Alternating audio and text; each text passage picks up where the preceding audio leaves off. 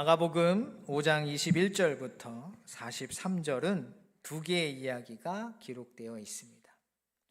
하나는 회당장 야이로의 딸에 관한 이야기이고, 다른 하나는 12년 동안 혈루증을 앓아온 여인에 관한 이야기이죠.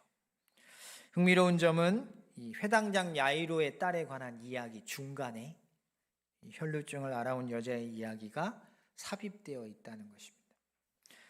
때문에 중간에 위치한 이 혈루증을 앓아온 여자의 이야기가 이 앞뒤를 감싸고 있는 회당장 야이로의 딸에 관한 이야기를 이해하는 데 있어서 핵심이라고 말씀드렸습니다. 그래서 지난 시간에 먼저 이 중간에 해당되는 혈루증을 앓아온 여인에 관한 이야기를 살펴보았죠. 오늘은 그 지난 시간에 살펴본 이야기를 바탕으로 이 회당장 야이로의 딸에 관한 이야기의 의미가 무엇인지를 알아보고 그것을 통해 말씀하시고자 하는 하나님의 뜻을 나누고자 합니다. 회당장 야이로의 딸에 관한 이야기의 시작은 이렇습니다. 예수께서 배를 타시고 다시 맞은편으로 건너가시니 큰 무리가 그에게로 모이거늘 이에 바닷가에 계시더니, 군대 귀신 들렸던 자를 치료해 주신 예수님께서는 다시 배를 타시고 원래 계셨던 유대 지역으로 돌아가십니다. 돌아가시자 수많은 무리들이 예수님 앞에 몰려오죠. 그리고 이 무리들 가운데 누가 있었냐면 회당장 야이로가 있었습니다. 여기서 회당장이라고 번역된 단어는 말 그대로 회당, 유대인들이 모여서 예배드렸던 장소인 이 회당을 대표하고 주관하는 자라는 뜻입니다. 이들은 회당에서 성경을 낭독하고 설교하고 기도하는 일을 맡아서 주관했던 일들을 했습니다. 22절을 보면 그런 그가 예수님께로 와서 엎드리죠. 그리고 간곡하게 예수님께 구합니다. 그가 간절히 예수님께 구한 것이 무엇인지는 이어지는 구절에 나오죠. 내 어린 딸이 죽게 되었사오니 오셔서 그 위에 손을 얹으사 그로 구원을 받아 살게 하소서. 야이로에게는 딸이 하나 있었는데 42절을 보면 이 딸의 나이가 12살입니다. 야이로는 예수님께 이 자신의 12살밖에 되지 않은 이 어린 딸이 죽게 되었다고 말합니다. 여기서 죽게 되었다라고 번역된 구절의 문자적 의미는 죽음의 끝이라는 뜻입니다. 따라서 의미적으로 보면 지금 야이로의 어린 딸은 어디에 서 있는 것입니까? 죽음의 문턱에 서 있는 것입니다. 이는 같은 내용을 기록하고 있는 누가복음 8장 42절을 보면 좀 더 생생하게 번역해 놨습니다. 이는 자기에게 12살 된 외딸이 있어 죽어가미러라. 따라서 야이로는 삶의 끝자락에 간신히 서 있는 이 어린 딸을 살리기 위해서 예수님을 찾아온 것이죠. 이 예수님께서는 야이로와 함께 딸이 있는 집으로 향하십니다. 그런데 집으로 가는 그 길이 평탄치 않을 것임을 보여줍니다. 왜죠? 이미 몰려든 무리 때문입니다. 큰 무리가 따라가며 애워싸 밀더라. 그리고 이 어수선하고 혼란한 틈에 한 가지 사건이 일어나죠. 그게 무엇입니까? 우리가 지난 시간에 살펴본 혈루증을 앓아온 여인이 예수님의 옷에 손을 댄 사건입니다. 문제는 예수님께서 자신의 옷에 손을 댄 여자를 뭐 하셨죠? 됐나 보다. 그러고 가셨나요? 찾기 시작하십니다. 예수께서 그 능력이 자기에게서 나간 줄을 곧 스스로 아시고 무리 가운데서 돌이켜 말씀하시되 누가 내 옷에 손을 대었느냐. 그때 제자들이 이렇게 말하죠. 사람들이 밀치는데 어떻게 찾습니까? 하지만 예수님은 자신의 옷에 손을 댄 여자를 찾는 것을 멈추지 않으셨죠. 그런데 여기서 우리가 한 가지 생각해 볼 것이 있습니다. 그것은 바로 지금 이 예수님의 모습을 곁에서 누가 보고 있는가 하는 것입니다. 누가 보고 있나요? 야이로가 보고 있습니다. 수많은 사람들 속에서 자신의 옷에 손을 댄 여자를 찾겠다고 계속해서 두리번거리는 예수님의 모습을 야이로가 보고 있는 것입니다. 그 모습을 보면서 야이로는 무슨 생각을 했을까요? 어쩌면 그는 예수님을 제지하는 제자들이 고마웠을 것입니다. 아니, 이렇게 사람이 많은데 어떻게 그 여자를 찾겠다고. 야이로가 하고 싶은 말 아니었겠습니까? 그리고 그는 예수님을 원망했을지도 모르죠. 아니, 지금 그 여자를 찾을 땐가? 내 어린 딸은 언제 숨이 끊어질지 모르는데 왜 저기서 저러고 있는 거야? 도대체 내 딸을 살려주실 마음은 있기는 한 건가? 아마 그의 속은 새카맣게 타들어가고 있었을 것입니다. 그리고 상황은 그에게 더 절망적으로 흘러가죠. 왜냐하면 예수님께서 그토록 찾으시던 여자가 나타난 것입니다. 모습을 드러냈습니다. 찾자 안 나타나면 가시겠죠. 근데 나타난 거예요. 여자가 자기에게 이루어진 일을 알고 두려워하여 떨며 와서 그 앞에 엎드려 모든 사실을 여쭈니. 방금 읽은 구절은 여자가 예수님 앞에 엎드려 모든 사실을 말했다고 말합니다. 과연 그녀는 짧고 간략하게 말했을까요? 예수님의 옷에 손을 댄 여자 바로 저예요. 그러고 그냥 갔을까요? 결코 그렇지 않았겠죠. 그녀는 자신이 어떤 병에 걸렸는지, 그래서 지금까지 어떻게 내가 지내왔고 얼마나 힘들고 고통스러웠는지에 대해서 말했을 것입니다. 어디 그뿐입니까? 내가 왜 왔는지 여기, 그리고 왜 당신의 옷에 손을 댔는지 다 이야기하지 않았겠습니까? 설령 아무리 짧고 간략하게 말했다 할지라도 야이로에게는 시간이 멈춘 것처럼 느껴졌을 것입니다. 그리고 우려했던 일이 터지죠. 우리 함께 35절을 읽어보겠습니다. 말씀을 읽습니다. 아직 예수께서 말씀하실 때 회당장의 집에서 사람들이 와서 회당장에게 이르되 당신의 딸이 죽었나이다. 어찌하여 선생을 더 괴롭게 하나이까? 야이로는 어린 딸이 죽었다는 소식을 듣습니다. 놀라운 사실은 야이로가 딸이 죽었다는 이 비보를 듣고 있는 순간에도 예수님 뭐하고 계셨어요? 혈루증을 앓았던 여인과 대화 중이셨습니다. 아직 예수께서 말씀하실 때 회당장의 집에서 사람들이 와서 회당장에 이르되 당신의 딸이 죽었나이다. 새번역 성경은 이 구절을 이렇게 번역했습니다. 예수께서 말씀을 계속하고 계시는데 회당장의 집에서 사람들이 와서 회당장이 말했다. 따님이 죽었습니다.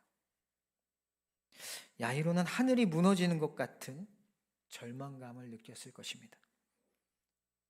왜냐하면 그의 마지막 희망이 사라졌기 때문이죠.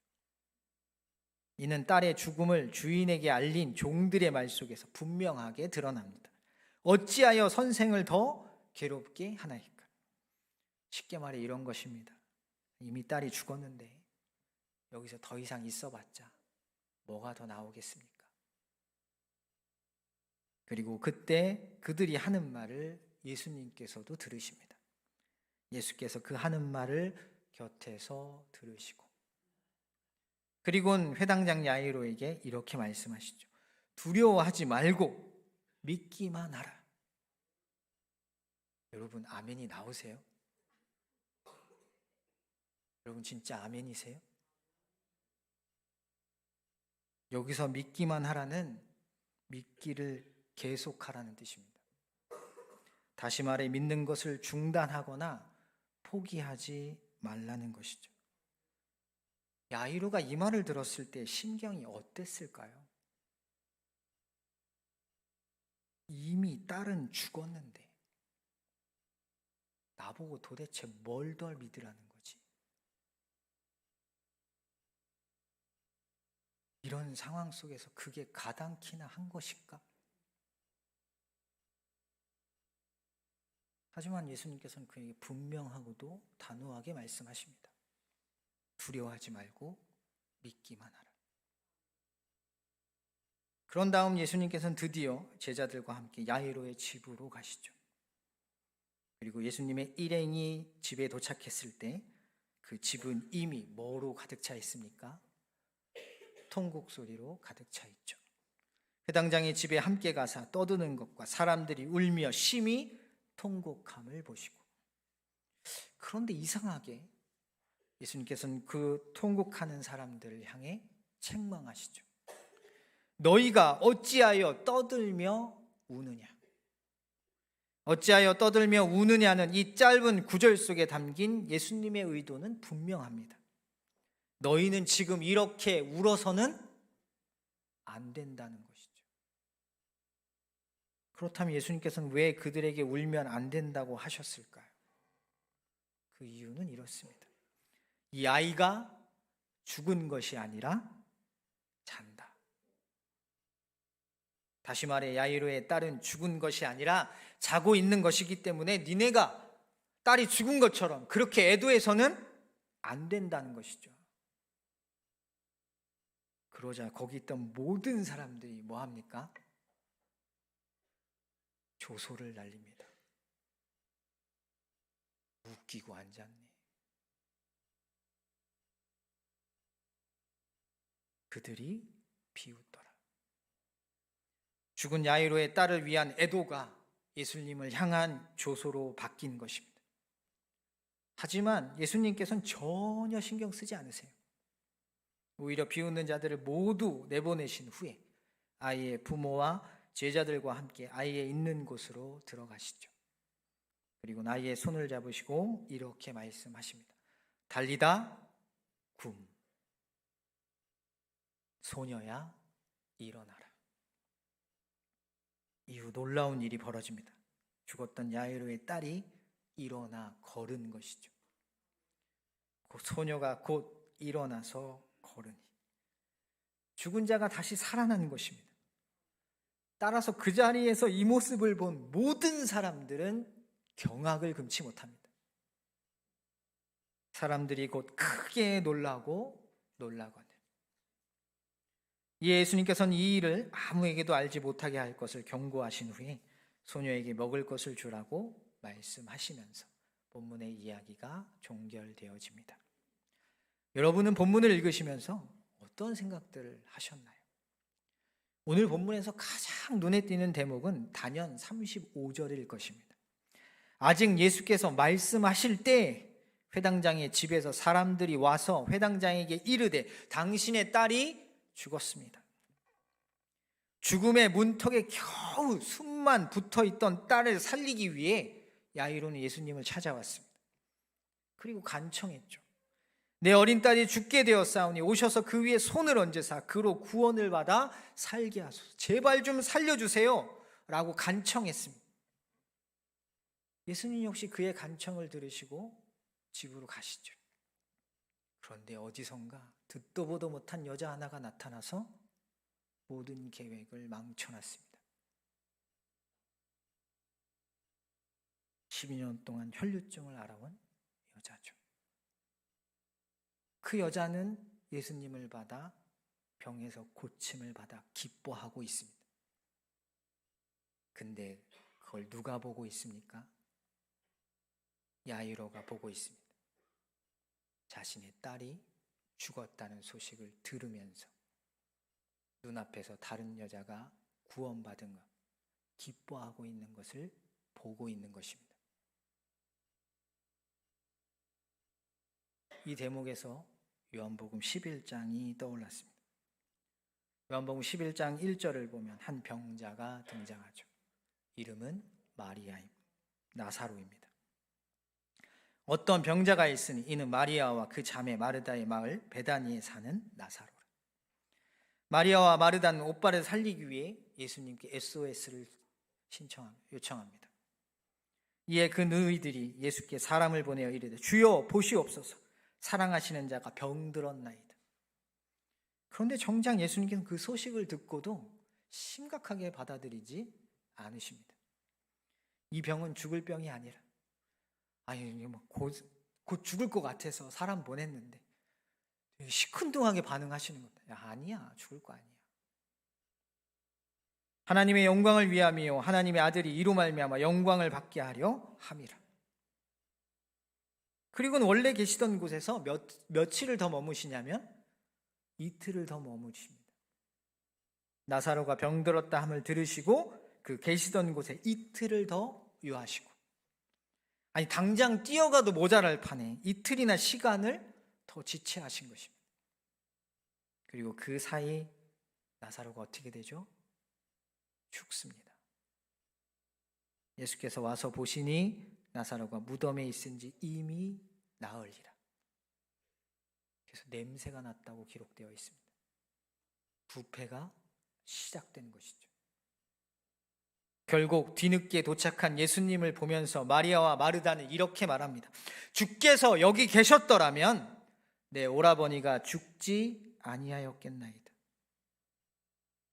오랄 때 그러니까 좀 빨리 좀 오시지, 왜 이제 와가지고 다 죽은 다음에 와서 뭐 하실 겁니까? 라고 말한 거예요. 아마 오늘 본문 속 야이로 역시 그녀들과 같은 마음이지 않았을까요? 그런데 그런 야이로를 향해 예수님께서 이렇게 말씀하고 계시는 것입니다. 두려워하지 말고 믿기만 하라.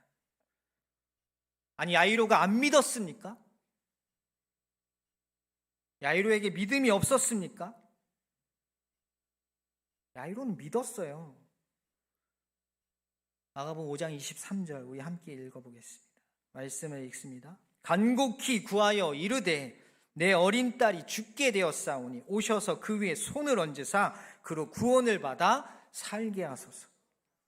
여러분, 이 말의 의미가 무엇입니까? 예수님께서 오셔서 딸에게 손만 얹으시기만 해도 내 딸은 나을 것이라고 믿었다는 것입니다. 그럼 누가 떠오르세요? 혈루증을 앓는 여인이죠. 그 여자가 예수님의 옷에 손을 대었습니다. 왜요? 옷에 손만 대어도 나을 거라고 생각했기 때문입니다. 그리고 그녀를 보며 예수님이 이렇게 선언하셨죠. 딸아, 네 믿음이 너를 구원했다. 이런 점에서 볼 때 야이로 역시 그녀와 같은 믿음을 소유했다고 할 수 있습니다. 그런데도 예수님께서는 그에게 계속 믿음을 요구하십니다. 도대체 그 이유가 무엇일까요? 과연 예수님께서 그에게 원하시는 믿음은 무엇일까? 우린 이에 대한 답을 39절에서 찾을 수 있습니다. 들어가서 그들에게 이르시되 너희가 어찌하여 떠들며 우느냐? 이 아이가 죽은 것이 아니라 잔다 하시니. 여러분, 이유가 보이십니까? 예수님이 보시기에 야이로의 딸은 죽은 것이 아닙니다. 자고 있다는 것이. 따라서 36절에 두려워하지 말고 믿기만 하라 라는 예수님의 말씀은 이런 것입니다. 야이로야, 내 딸은 죽은 것이 아니라 자고 있는 것이다. 그러니 두려워하지 말고 네가 처음 믿었던 대로 계속 믿어라. 그 믿음을 절대 포기하지 마라. 우리는 여기서 매우 중요한 사실 하나를 깨닫게 됩니다. 그것은 믿음은 내가 처한 상황과 환경을 바꾸는 것이 아니라는 것이죠. 믿음은 예수님을 바라보는 것입니다. 앞서 살펴본 것처럼 야이로는 예수님께서 죽어가고 있는 자신의 어린 딸에게 손을 얹기만 하면 살아날 것이라고 믿었습니다. 그는 분명 혈루증을 앓았던 여인과 같은 믿음을 소유하고 있었죠. 하지만 그의 믿음은 딸이 죽었다는 소식을 들었을 때 한순간에 무너집니다. 왜일까요? 손만 얹어도 나을 것이라고 믿었던 이 믿음이, 이 대단한 믿음이 왜 한순간에 무너졌을까요? 그의 관심이 오직 누구에게 맞춰져 있기 때문입니까? 딸에게 맞춰져 있기 때문입니다. 그가 예수님을 믿은 이유는 오직 죽어가는 딸을 살리는 데 있었습니다. 딸이 살아있을 때에는 그래서 누가 필요합니까? 예수님이 필요하죠. 하지만 딸이 죽으면 더 이상 예수님이 필요 없습니다. 그래서 믿기를 중단한 것입니다. 그런 그에게 예수님께서 말씀하십니다. 너의 시선을 딸이 아니라 나에게로 향하라고. 야이로는 딸을 죽어있는 시신으로 보지만 예수님은 그 소녀를 자고 있는 것으로 보십니다. 이게 필요합니다. 예수님이 보는 대로 보는 것이 믿음입니다. 그리고 예수님께서 이미 야이로에게 그것을 보여주셨죠. 언제요? 혈루증을 앓은 여인을 고쳐주실 때. 혈루증을 앓고 있던 여인의 관심은 오로지 뭐였습니까? 이 12년 동안 나를 괴롭힌 이 저주의 채찍에, 이 저주의 병으로부터 낫는 것이었죠. 그래서 병이 나았어도 예수님께 한마디도 하지 않았습니다. 그런 예수님을, 그런 여자를 예수님이 부르시죠. 계속 찾으십니다. 예수님의 관심은 그녀를 고쳐주는 것이 아니라 그녀에게 있었습니다. 야이로는 지체되는 그 시간에 이걸 깨달았어야 했습니다. 왜 안 고쳐주지? 왜 빨리 안 가시지? 원망하고 불평할 것이 아니라 혈루증 여인에게 예수님이 어떻게 하고 있는지, 그녀에게 무엇을 원하고 있는지를 야이로는 그때 보고 깨달았어야 했던 것입니다. 하지만 야이로는 그렇게 하지 못했죠. 만약 그랬다면 그는 딸이 죽었다는 소식을 전해 들었을 때 그의 믿음은 결코 무너지지 않았을 것입니다. 여러분, 예수님께서 언제 야이로의 집으로 가시나요? 야이로의 딸이 죽었다는 소식을 들으셨을 때입니다. 그렇다면 예수님께서 딸을 살려주신 때는 언제입니까? 모든 사람들이 예수님을 비웃을 때입니다. 야이로의 모든 소망과 희망이 사라졌을 때, 그래서 절망감에 빠져 예수님을 믿기를 멈췄을 때 예수님은 그때 움직이십니다. 그리고 모든 사람들이 예수님을 비웃고 있을 때 예수님은 역사를 일으키시죠. 이 말을 바꿔 말하면 그 어떤 소망도 없고 희망이 사라졌을 때, 그때 예수님이 나에게 무엇을 요구하신다는 거예요? 믿음을 요구하신다는 것입니다. 뭔가 희망이 있고 소망이 있고 붙잡을 만한 가능성이 있을 때 믿는 것이 아니라 아무것도 남아있지 않을 때, 그래서 세상 모든 사람들이 비웃고 조롱할 때 그때 믿는 것을 원하신다는 것입니다. 그래서 예수님께서 야이로에게 요청하시죠. 두려워하지 말고 믿기만 하라. 내가 네 딸을 결코 포기하지 않으니 너도 두려워하지 말고 나를 믿는 것을 포기해서는 안 된다라는 것입니다. 여러분, 내가 새인지 닭인지를 언제 알 수 있을까요? 내가 날 수 있는 새인지 날 수 없는 닭인지를 언제 압니까? 낭떠러지에 서봤을 때입니다. 낭떠러지에 서서 내 눈앞에 펼쳐진 절망을 봤을 때 날아오를 수 있는지, 아니면 뒷걸음치는 닭인지가 나옵니다. 예수님 바로 그것을 말씀하고 계신 것입니다. 너의 소망이 끊어졌을 때, 네가 절망에서 헤어나오지 못하는 그때 내가 너를 새로 만들어 주겠다는 것입니다. 무엇을 통해서요? 믿음을 통해서요. 우리는 그 어떤 상황 속에서도 흔들리지 않는 신실한 믿음을 부어주실 것입니다. 오직 주를 바라볼 때, 우리의 상황과 여건이 아닌 주님을 바라볼 때 우리는 힘차게 비상할 것입니다. 이런 은혜가 우리 모두에게 가득하시기를, 부어지시기를 주님의 이름으로 간절히 소원합니다.